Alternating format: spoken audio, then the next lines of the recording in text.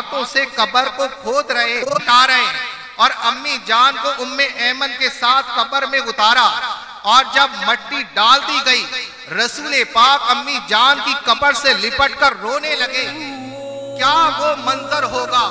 رسول پاک کی عمر 6 سال ہے اور امی جان کی قبر سے لپٹ کر رو رہے ہیں۔ لیکن میرے پیارے بھائی، میرے بزرگ، کچھ جاہل قسم کے لوگ یہ کہتے ہیں کہ رسول پاک کی والدہ جنت میں نہیں جائیں گی، نعوذ باللہ وہ غیر مسلمہ تھی۔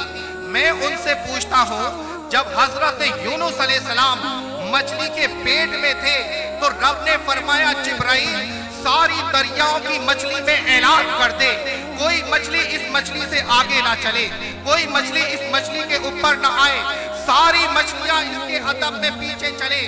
میرے آقا نے فرمایا کوئی مچھلی جنت میں نہیں جائے گی سوائے ایک مچھلی کے، جس کو حضرت یونس علیہ السلام نے، جس مچھلی نے اپنے پیٹ میں یونس علیہ السلام کو رکھا تھا، صرف وہ مچھلی جنت میں جائے گی۔ میرے پیارے بھائی، میرے بزرگ، جو مچھلی اپنے پیٹ میں یونس علیہ السلام کو رکھ لے وہ مچھلی جنتی ہو جائے، اور جس ماں نے تاجدار کائنات کو 9 مہینے اپنے بدن میں رکھا ہو وہ آقا جنت میں کیوں نہیں جائے گا؟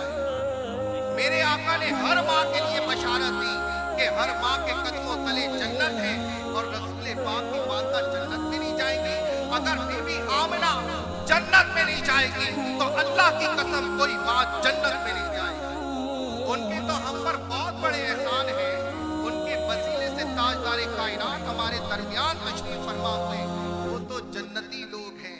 پھر میرے آقا کی پرورش حضرت عبد المطلب نے کی، ان کے بعد ان کا وصال ہو گیا، پھر آپ کی پرورش حضرت ابو طالب نے کی۔